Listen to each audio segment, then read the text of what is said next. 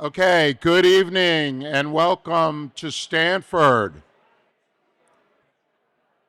On behalf of the Stanford Institute for Human-Centered AI, it's my pleasure to shout and welcome everyone to the keynote dinner for the 2025 Congressional Boot Camp on AI. My name is James Landay. I'm the Denning co-director of HAI and a professor of computer science here at Stanford. Many of you here tonight have worked with us quite a bit over the years, but if this is your first introduction to us, we're so glad to meet you. Stanford High is an interdisciplinary research institute committed to AI research, education, policy, and industry engagement to improve the human condition. And policy is a core part of our mission. That is why we regularly engage with policymakers. As we stand at this intersection of unprecedented technological progress and societal needs, the role of thoughtful and informed policy in shaping the future of AI cannot be overstated. Striking the right balance to ensure that AI develops in a responsible manner is a difficult task, but it's a task that academic institutions are ideally suited to carrying out. Through the years, Stanford has played a key role in developing technology that today is core to everyday life. The origins of the internet itself and the way we interact with computing can be traced back to fundamentals research done just a few minutes away from where we are standing today. And one of the earliest AI labs was created here at Stanford by John McCarthy in the 1960s. And as you recall, John was the one who coined the term artificial intelligence. We are a place that pursues both curiosity and purpose-driven research in the hope of finding innovations that benefit humanity as a whole. That's why HAI has a unique voice to add to this discussion. Now in its 5th year, this Congressional AI Boot Camp has become a proud tradition across the Stanford campus. We aim to give decision makers insight and analysis informed by top research. We hope that this is the beginning of an evolving conversation and that you see the experts that you speak with on campus here as resources that you can continue to turn to as you design policy related to technology and AI. Tonight's keynote conversation goes to the heart of that spirit of open collaboration. As global competition in AI intensifies, the question of how we innovate is just as important as how fast. Open innovation, where knowledge, data, ideas, and people flow across borders, sectors, and disciplines has driven many of the breakthroughs that define US technological leadership. But in this era of heightened competition, we face difficult questions. How to chart a future for AI that safeguards our economic competitiveness, national security, and democratic values while preserving the innovation ecosystem that made the US a leader in the first place. Key to that ecosystem are the research universities and the startups that often spin out from universities like Stanford. These are not abstract debates. They are choices that will shape the trajectory of AI and America's role in it. We have a terrific panel for you all with a group of experts who will talk about open innovation and what it means for US leadership in AI. And with that, I will turn things over to HAI's Executive Director, Russell Wald, to take it from here. Thank you, James.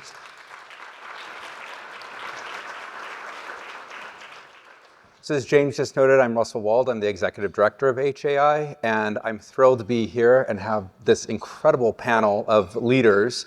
And I'm going to be really quick with the intros because the names and titles are so long that it would take forever. So we'll start with Dr. Fei-Fei Li on my left, who is the Denning co-director of HAI and one of the founding co-directors of HAI. She's also the Sequoia Professor of Computer Science, and although she doesn't like to use this, we use it for her, and that she's very well known as a godmother of AI. And I think it's an appropriate title for her.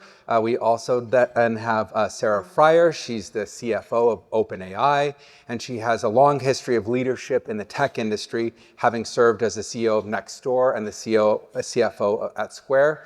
I should also note she sits on the advisory council for HAI's Digital Economy Lab, which is looking at the future of work, and I think that's a really important area. And of course, we have Dr. Condoleezza Rice, the director of the Hoover Institution, former Secretary of State, National Security Advisor, Provost of Stanford, which probably gives her lifetime parking here. And she is also a great friend of HAI and sits on our advisory council as well. So, and we also have great partnership with the Hoover Institution on our Stanford Emerging Technology Review, where we play an active role. And this is a really exciting report that I encourage people to look at. So we have this incredibly amazing panel of leaders. I don't want to talk too much, I want to give them as much time, but I kind of want to set up a conversation for all of us here. And I want to start by saying what I saw in April when we released our AI index.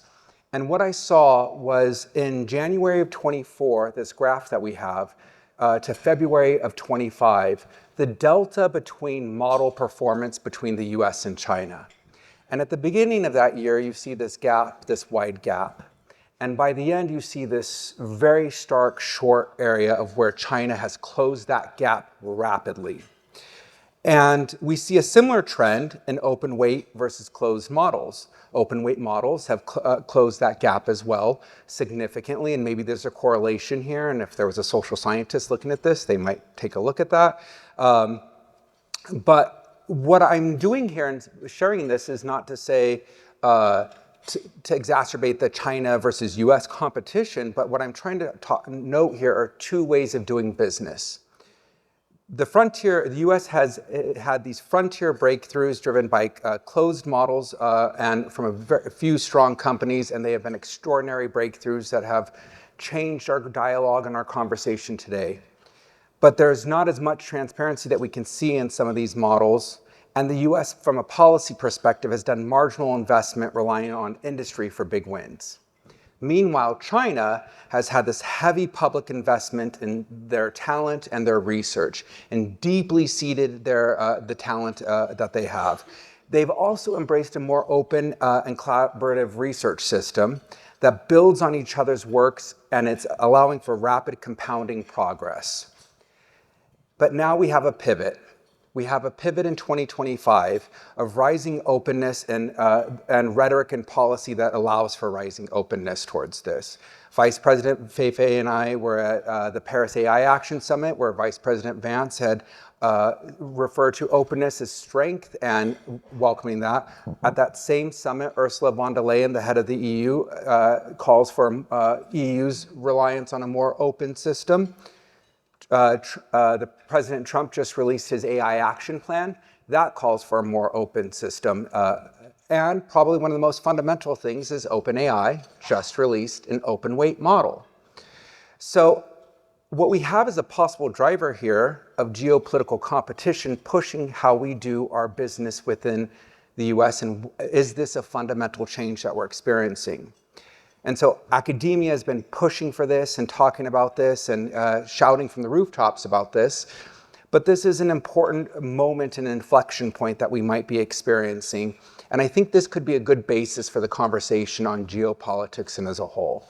So let me start with you, Fei-Fei, and say, with this little framing that I've given, why some folks in the Valley are excited about open innovation. And given that we are on an academic campus, perhaps you can share a bit about why open source research is important to academia. And if open source were to expand, how would that allow academia to play a bigger role in frontier AI research? Great, thank you. And thanks, James and Russell, for this invitation. Always an honor to be on stage with Condoleezza and Sarah. So much to unpack here, but let me try to be brief. First of all, I actually want to disagree with one statement by my friend Russell. I don't think China started investing in AI or just recently. As an educator in America's higher education, one thing that really has bothered me for the past decades since being an educator is we have not invested in our STEM education for too long.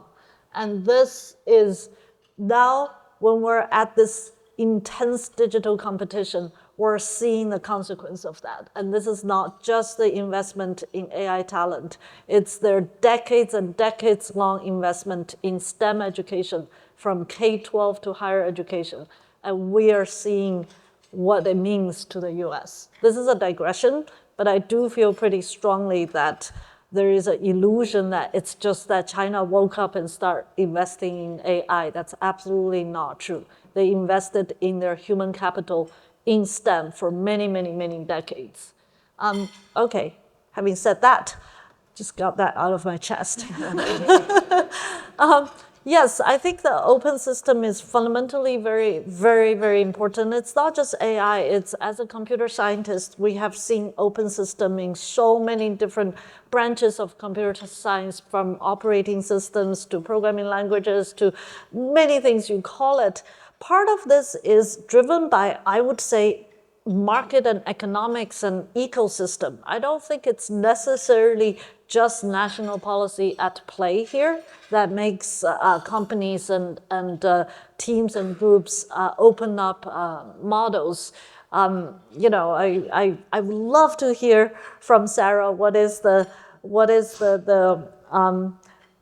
reason that OpenAI decided to open source some of the earlier models. But in the world of computer science, we have seen that open libraries, open systems, open models have played critical role both in terms of R&D, upstream R&D, all the way to public sector ecosystem, as well as downstream market competition. You know, for example, everybody knows iOS, the Apple system is closed, Android is open. That was Google's deliberate, intentional play to penetrate into that market. And you can see in the world today, there's a closed system and an open system. So that I want to say that because I think national interest, geopolitics, as well as market forces all play a role, especially in today's AI, because it's just too important, you know, and it's growing so much. Specifically, just to answer Russell's question, open system is truly important, especially today's AI is big science, which results in big resourcing, big models, big training, big number of parameters, big data that's driving these models. And a lot of public sector research and education cannot do this by themselves. And we need to leverage on each other. For example, we have incredible researchers and students and scientists on campus trying to understand mathematically these deep,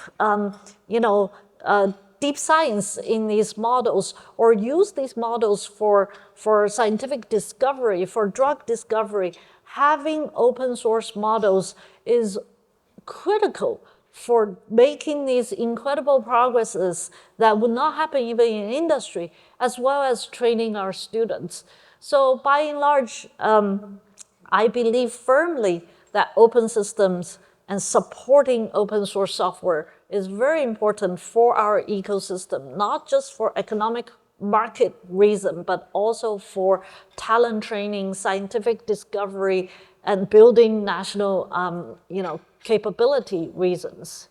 Great. Well, Sarah, let's turn to you on this and let's talk about OpenAI's approach toward this in an open weight model. And I'd like to learn what unique advantages you see by OpenAI making this pivot. Tell us a little bit why there was the pivot. Is Fei-Fei kind of characterized it as, or are there a little bit of different thinking? Is there different thinking here? And what does that mean for the future as well with OpenAI's open weight model? Sure, thank you. And it is amazing to be here. When I get to sit between Condi and Fei-Fei, I feel like I need ChatGPT right here with me, just in case. On the open source side, it's not our first open source model. Remember with Whisper, kind of an origin model in some ways. But I think in getting to the big moment of rolling out the open source model just last week, a number of pieces needed to fall into place for us. And what we've done with our open source offering is to say we'll offer an open source model that's one behind the frontier model. So that helps us balance some of the economic interests versus wanting to do all of the things, by the way, that Fei-Fei just said. Like, our real rationale for doing this is, first of all, it's very mission aligned. Our mission at OpenAI is AGI for the benefit of all of humanity. And the only way to do that is to get this technology out into the hands of enterprises, but developers, startups, individuals, and of course, public sector and university settings as well. This is where the innovation is going to rise.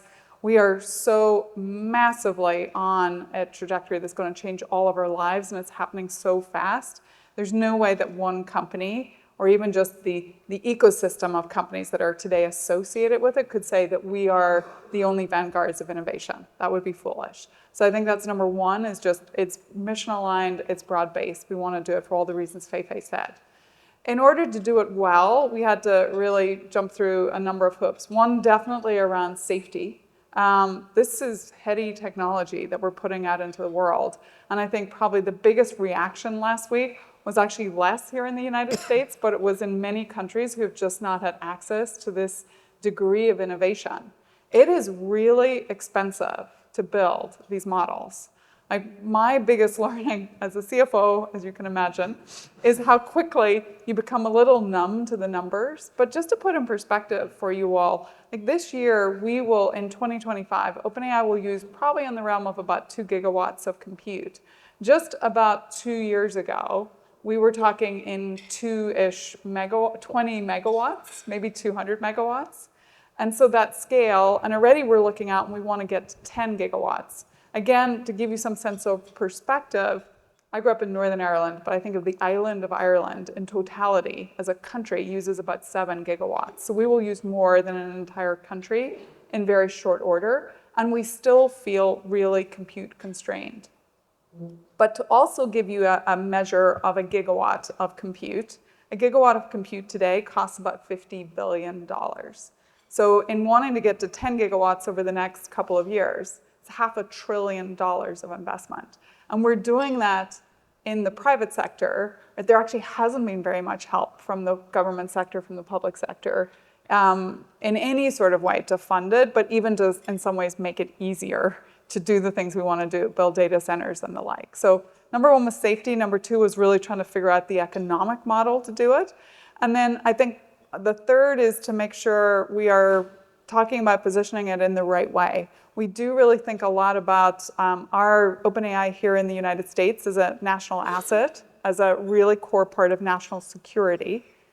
And with that, we wanted to do it right so that we are exporting AI that's created in a democratic environment and thinking about how do we use that to really bring along kind of the democratic alliance in some ways across the world. So not to get into a geopolitical debate, that is not my forte. There are others on this panel much better at that. You're probably not my next question for the right person but here. But again, we wanted to make sure we brought the right people along with us. So when we made this move with open source last week, it was heralded as a breakthrough and not as, you know, a real problem statement for the world. So let's talk about geopolitics for a minute. Let's talk about geopolitics. I've got the perfect person. Do you want me to ask you a specific question you want to build on? Let me Sure. build on this Yeah. because I'm going to talk about why, even if I accept fully what my good friends Sarah and Fei-Fei say about open source and the importance of it, and I totally accept it. When Fei-Fei tells me something about AI, I just say yes, that's right. But let me tell you why it's hard for somebody like me to hear this. So in the geopolitical context, there are really only two players. There's China and there is the United States. Great Britain to a certain extent, but really China and the United States. And Xi Jinping laid down the gauntlet in 2015. He said that China will surpass the United States in frontier technologies like AI and quantum by the year 2025. And then in the year 2025, I learn of DeepSeek, and I think, maybe this wasn't just a boast and a bluff. Now, that would be all right, except he also said, and we have something called civil-military fusion. And that means we will take the fruits of our innovation and we will hand it to the PLA. That's what the People's Liberation Army. That's what civil-military fusion means. And I think to myself, so, all right, we're supposed to see you surpass us in frontier technologies, hand it to the PLA so that they can force us out of the Indo-Pacific. That doesn't sound like such a great idea for somebody like me in national security. What is more, it's hard for national security people to think in terms of open. And, we kind of do closed, and we do sort of secret, and we do like this. And so that's why it's hard. But I actually think for the national security side, it's probably the right answer. When DeepSeek happened, my friends like Fei-Fei and James and all my AI friends weren't surprised. They'd been following the science, they'd been following the papers, they knew the scientists who were producing this. Every national security person was absolutely floored that this had happened. Why? Because we thought we had cut off this kind of work through the thing that we love most, which is called an export control. So national security people, and those of you who are here in the Congressional Boot Camp, your boss will be hit up by the Intelligence Committee, by the Armed Services Committee, saying, but of course we have to export control so that we can arrest China's rise.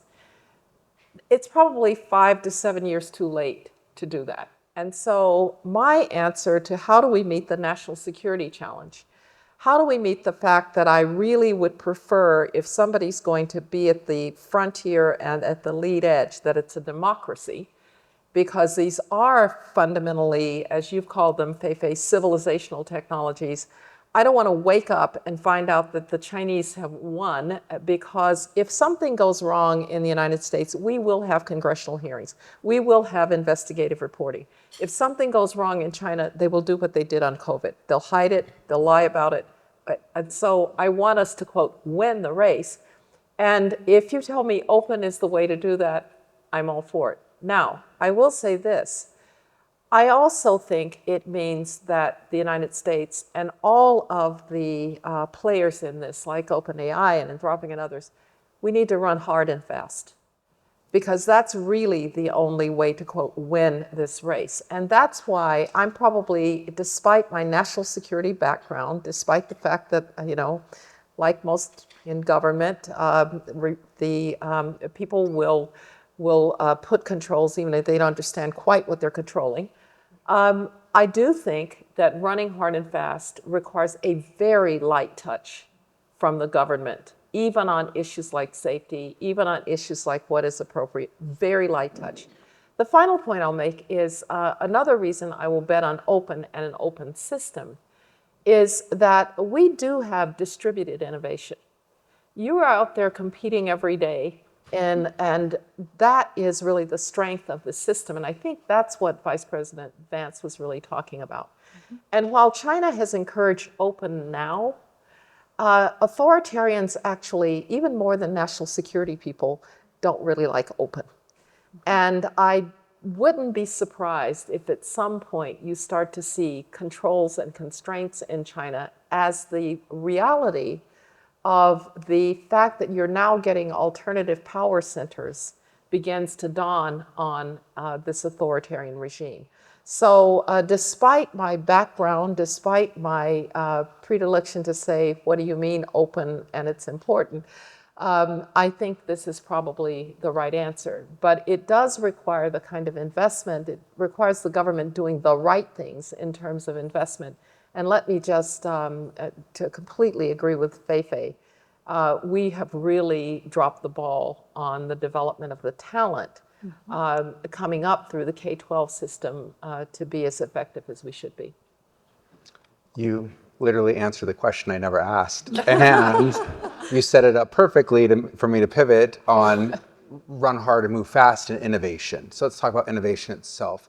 So Fei-Fei, you've been leading cutting edge work on spatial intelligence, and that's the ability for AI systems to process visual data, make predictions, and act upon those predictions.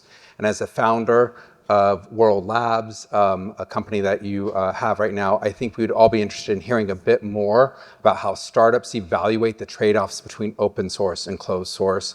Is open source something that you find important for the newer frontier labs? Right. I'm sitting next to Sarah, and this is a successful startup, and this is like a startup with 29 people and still trying to make it.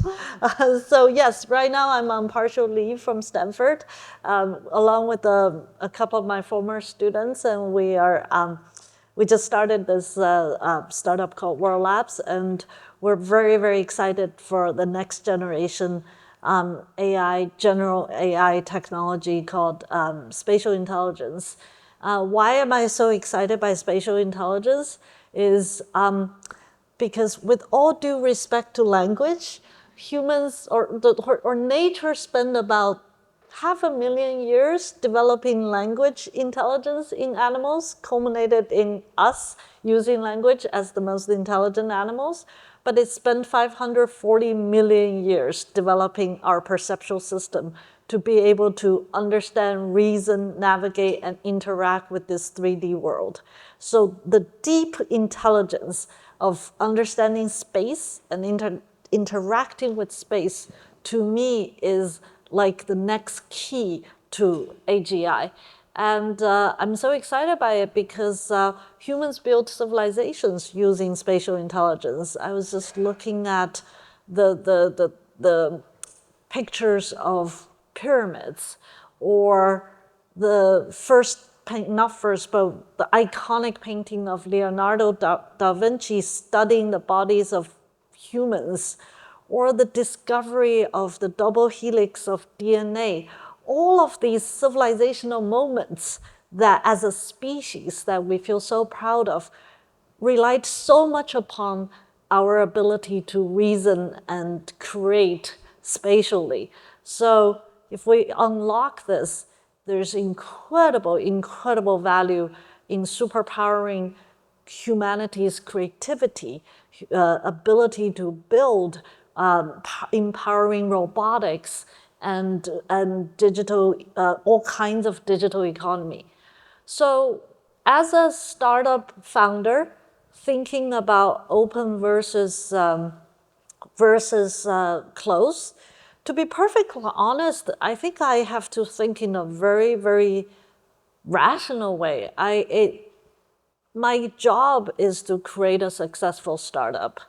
Unlike Condi, I don't sit in my startup and thinking about national security every day. That's Condi's job. I think about surviving and trying to create the most exciting technology. But I want to do it responsibly. So this comes to ecosystem. I'll give you an example. About 2 months ago, we open sourced a library that it totally is a nerd thing. I think maybe one person in this audience might know. It's a Gaussian splat library. Yeah, it doesn't mean anything, but whatever. It just means it's a way to render 3D structure on websites, right?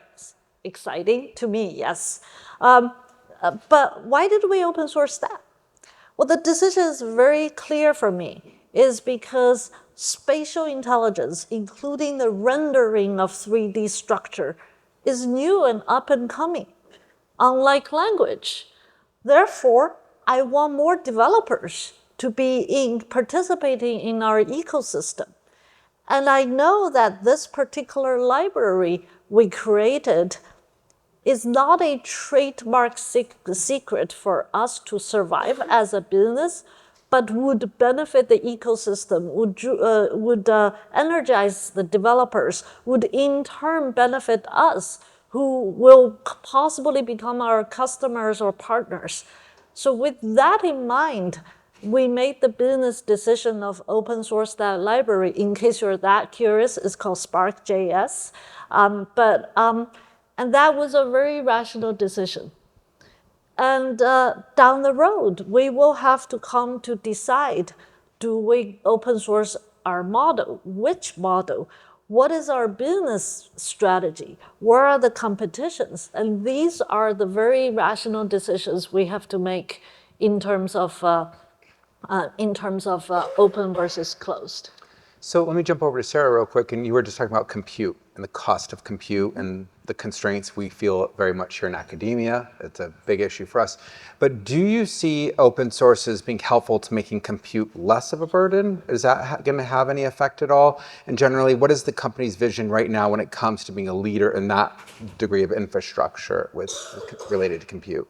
Yeah, I'll start at the end and then come back. So I already talked about just the sheer scale of what we're trying to do, both in terms of the dollars required, but it's far beyond that. There's just limits of physics in some case too, of like, where are we going to get the power? How does that power show up? How do we think about renewables versus non-renewables? How do we build fast enough? Do we have the technical expertise to build the data centers? How do we get the chips fast enough? Is the latest accelerator going to be in that data center?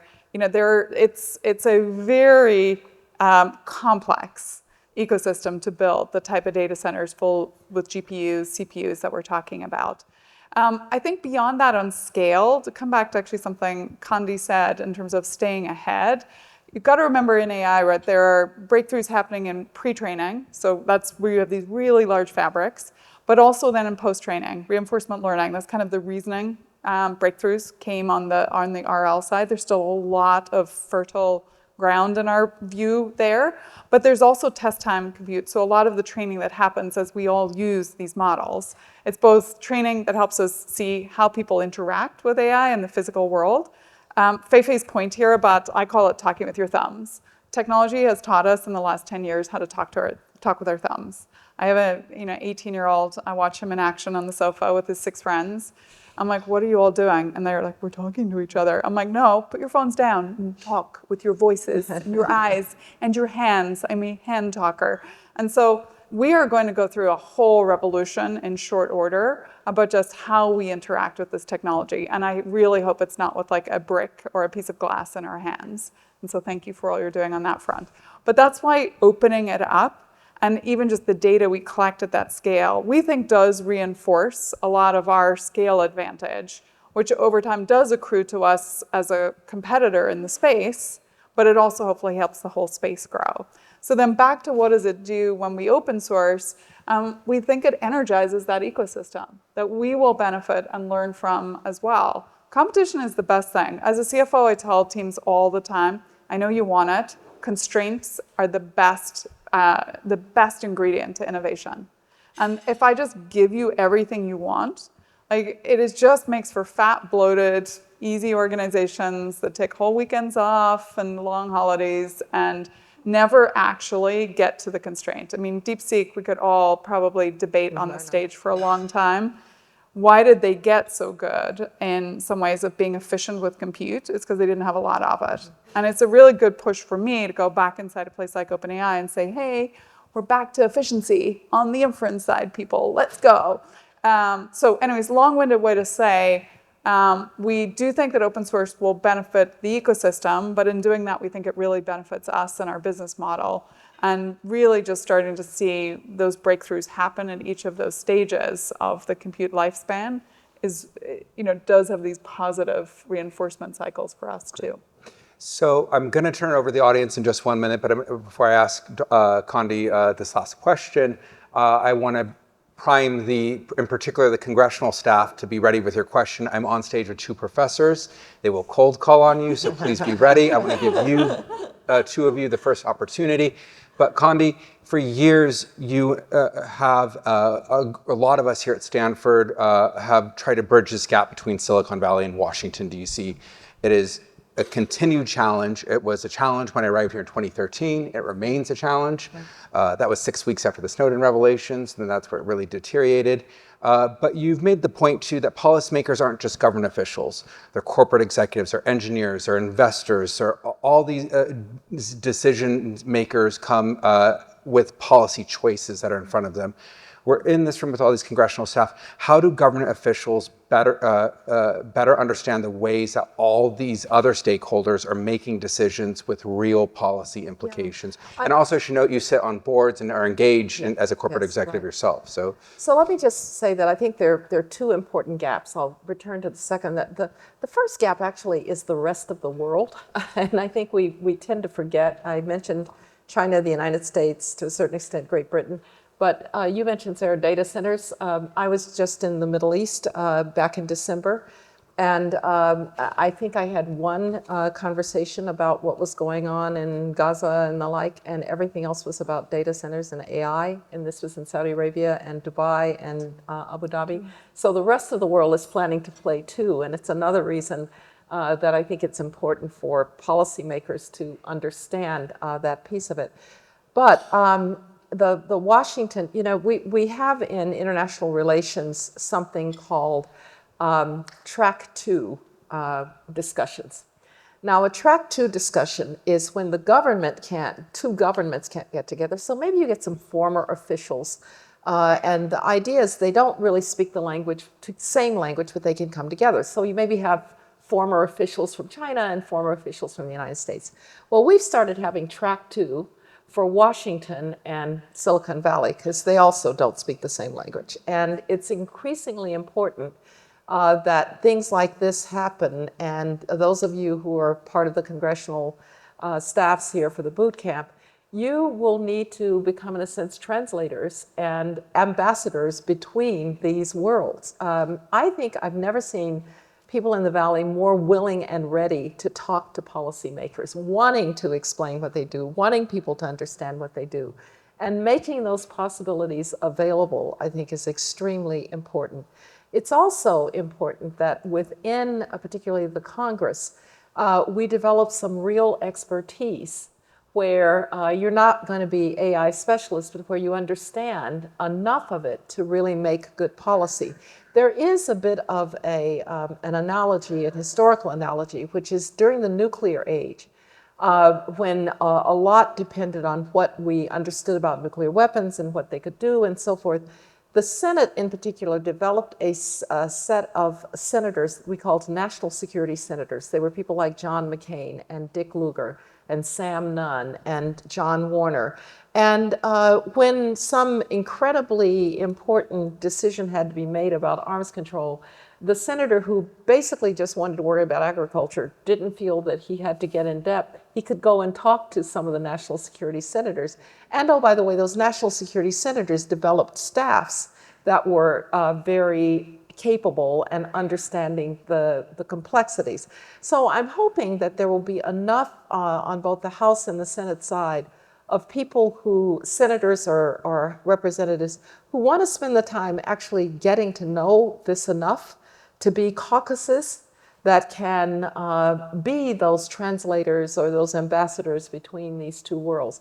We have never faced a situation quite this way where most of the action is actually not in the government. It's in the private sector. So the real decision makers are at OpenAI, and they're at Microsoft, and they're at NVIDIA and places. And so this is a little hard for government to recognize. But if you sit back and don't reach out and try to be a part of that conversation, it will simply run over the US government. So it's a time for those conversations and we help here at Hoover, we help at HAI, but I think the receptiveness here is there. I hope the receptiveness in Washington is growing too. Well, let's start that conversation with some government officials. So who wants to start with your question? Anyone? There we go, back here.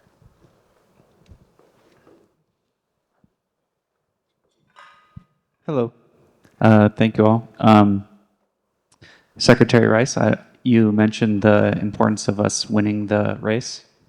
It seems like a lot of discussions and important decisions that we're making as a society kind of ground out in this need to win the race, like the extent to which we want to regulate, impose compliance on companies, et cetera, the decision to embrace open source.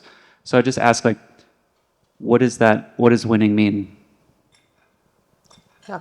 It means always, to the degree you can, being at the frontier every time. It means that when the big discoveries come through, like the ones that Fei-Fei is talking about, that they're here.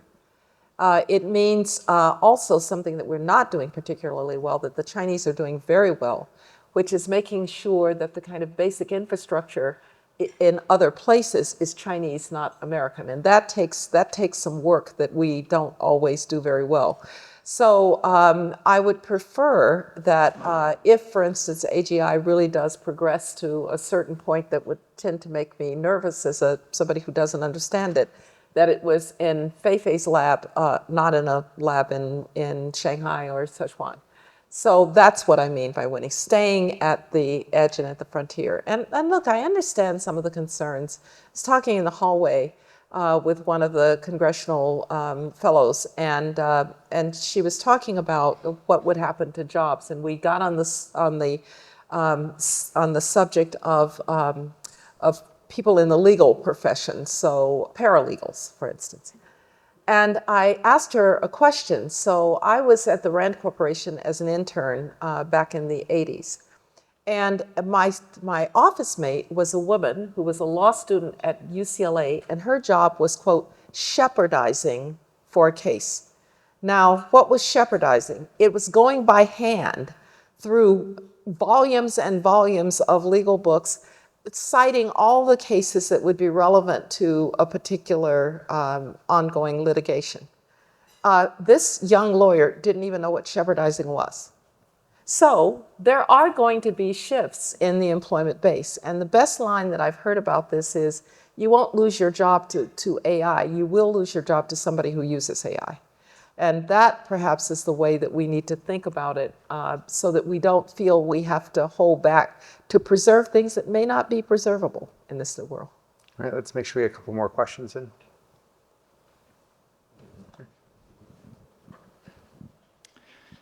Thank you all for being here. It's been such a great panel discussion already. I really want to dive into the digression that Dr. Lee mentioned at the very beginning about STEM education. I hear you on that, and lament when I see our NAEP, Nations Report Card scores on math and literacy, and I'm like, man, that's not a good sign for being able to win any sort of race intellectually. But I am curious, like what the panel views as being kind of a way to shore that up in short order, because like you said, it's maybe a little too late to kind of get on the same level of having that STEM pipeline in the U.S. versus China. But I'm open to hearing some interesting solutions there. Let's get a few quick thoughts all the way through. First of all, America is a nation that if we have will, I don't think it's too late. I believe that this is a country that if there is strong will and leadership and support, we could be able to turn it around. In terms of concrete things to do in our K-12 or higher education, STEM education, first of all, like Condoleezza said, we have a historical opportunity. There's AI. AI-empowered education and classroom and individual learning is a true historical opportunity. I would love to see every single K-12 teachers be absolutely trained with using AI as a tool and be able to use this tool to teach our children. I would love to see that, combining broadband access and a laptop access and all that, our children of every state, every county, benefit from this technology and tool that's called AI in whatever subject they learn. But we actually have a chance to use the tools we have invented to supercharge and superpower our teaching and learning. Sarah? And I was going to add to that, like we just released something called Study Mode, and it was in direct response to working with educators and recognizing that the original kind of language models are a little bit call and response, right? If I ask you, what's the capital of Nigeria? It's going to give you the exact answer. When you drop it into study mode, it changes its persona. It effectively then begins to teach in a Socratic method. It might give you an answer, but it might be curious, like, why are you asking? Do you want to know more about Nigeria? Are you interested in the language? Are you interested in Africa, generally speaking? Are you interested in other capitals? And so I think there has been a fear in the education establishment that ChatGPT is cheating. And how do we shift that mindset to using probably now the best tool in the world available, right? I grew up in a family where, frankly, my parents weren't very educated. They both left school at 16. When the Encyclopedia Britannica rolled into our house, it was like the most amazing thing in the world had ever happened. I literally spent my weekends reading the encyclopedia. AI is that on steroids for every child to kind of learn at their own pace and in a much more creative way. And actually what I love about the US education system is the kind of bent towards more liberal arts, towards a more kind of collaborative, how do we teach people to be great in the workforce, creators, innovators, and so on, rather than rote learners. And I think that is a big shift that we can do with our technology. But again, we have to embrace it at every level in the education system. We have to train the trainer. And right now that is quite slow in what I see happening, generally speaking. Yeah, and I think we have to get, the one thing we cannot do is we can't have what George Bush called the soft bigotry of low low expectations. Kids in some of the poorest communities in the world are doing the thumb thing on a phone. All right, they're already digitally literate. So the idea that somehow, what I worry about is you're going to say, but if people are going to start to say, but it'll only be in the preferred schools, it won't serve the underrepresented. In fact, it can really serve the underrepresented because those kids are already digitally literate. Let's just use it for the purposes that you're talking about. And of course, the other answer is immigration, you know. You're a good example of that, Fei-Fei. I think the idea that I really want all Americans to be that literate, but the fact is we've also borrowed talent from a lot of the rest of the world, and we will cut off our nose to spite our face if we don't get our immigration policies right. All right, let's take one final question from anybody who, let's see all the hands go up. Okay, right here. Mike is coming to you. Hi, Monica Garay with the Congressional Hispanic Caucus. You all speak very passionately about the need for AI integration in K through 12. And earlier in one of our sessions, we learned that there was a study conducted by HI, or faculty of, and only 2% of educators were using AI within the classroom of K through 12. And that's such a big disconnect that I've observed throughout this wonderful boot camp. So my question is, what role do you think universities play in encouraging the use of AI integration in K through 12, but also in developing that pipeline of talent?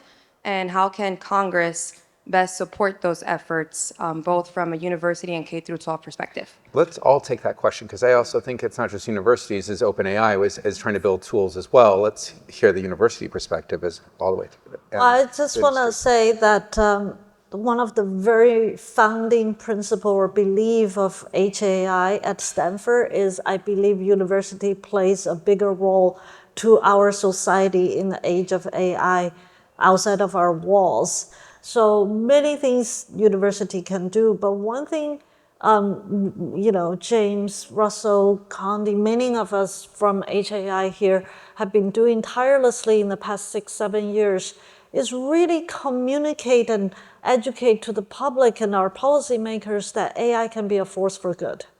In fact, there's so much potential of AI superpowering our economy, our people, our teachers, our doctors, our lawyers, our policymakers. One thing that pains me in the past few years is this meteoric rise of the doomsday rhetoric of AI. Many of that come from Silicon Valley companies and AI researchers. I personally find that the overhyped dooms rhetoric of AI or any technology like AI is irresponsible. Of course, as Human-Centered AI Institute Stanford, we believe in augmenting, enhancing humanity. We believe in the responsible use of AI, but we fundamentally believe technology can do good and can benefit. I think that role of communicating honestly, but also respectfully to the public, to let them know how much good AI can do to our children, to our elderlies, to our farmers, to our workers, blue collar, white collar, is part of our responsibility.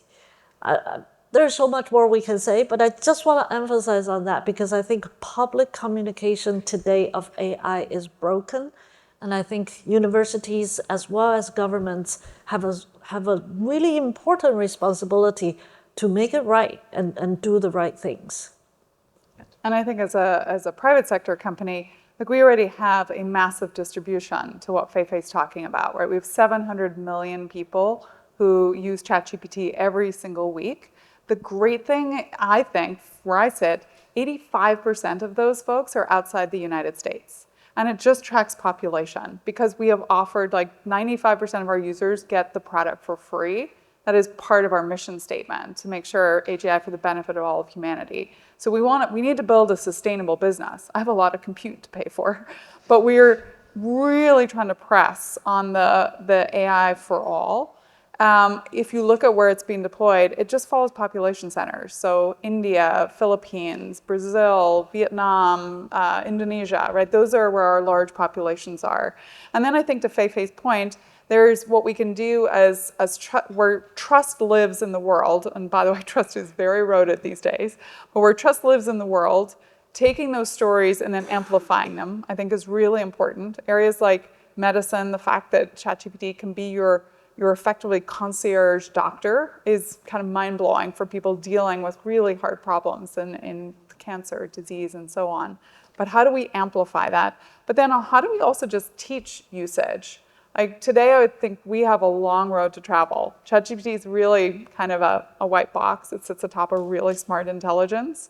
And so you'll see us do a lot of work over the next, months, quarters, years, and this technology moves so fast, to better enable this idea of kind of your AI super assistant. So it is your personal concierge, it is your personal doctor, it is your travel agent, it is your stylist, it is whatever you need in life, you can get that. And you can largely get it for free. I think that one thing that we're going to have to do is recognize that I think you're right about the doomsayers, but it's also people are afraid for another reason, which is that they think they have to be coders to use it, right? So they're kind of nervous about, particularly if you're a teacher. There is a kind of an analogy to what happened when laptops came into the classroom initially. And there were all of these philanthropic giving of laptops and thousands of laptops, and they'd go into like a school storage room, and they were all piled up in the corner because the teachers were afraid to use them because they really didn't know how to do it. And so I think we're going to have something of a, this is actually not so hard, but also helping the teachers to know how to use it effectively with the students. And to do it in a way, you mentioned the kind of Socratic method with ChatGPT, because I now will have to convince my students that if they try to write an essay using ChatGPT, maybe I'll notice, maybe I won't, but they won't actually have learned anything. I would still like them to interrogate things themselves. I would like them to know, it's a little bit like showing your work in math. And so we have a lot of work to do to find the right balance in how you use AI. I think it's going to be tremendous in personalized learning. I think it's going to be great for kids who maybe don't have access to tutors and the like. But I also think it's going to have to somehow marry with the idea that you also need to learn. Don't just depend on your chatbot to know everything for you. And look, it's a journey. I used to have to know dates by heart. If you asked me what was the date of the Crimean War, I knew it by heart and so forth. I don't bother anymore. I just kind of ask, what was the dates of the Crimean War? But I still would like to know something about the Crimean War rather than just produce it from a chatbot. So we've got some work to do in the pedagogy of how you use AI. And maybe that's a place that universities, schools of education, teacher education needs to really work to make sure that teachers are comfortable enough with the technology and that they're using it so that the student actually develops their own intelligence as well. So before we thank the panelists, I do want to first give a couple of thank yous to some people. Primarily, I want to start with the congressional staff. We want to thank you for your service. This is a bipartisan group of congressional staff. They come from both chambers of Congress. They are public servants. They deserve our applause for respect and thanking them for their service. It is a very important role that they take. So thank you first to them.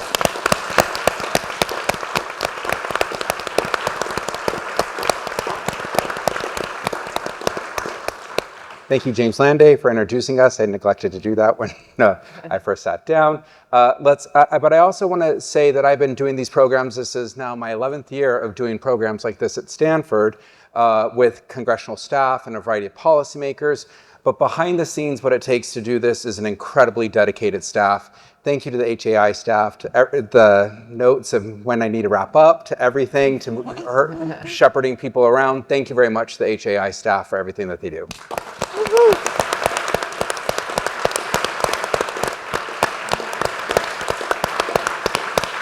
And finally, please help me thank Fei-Fei, Sarah, and Condi for this incredible discussion.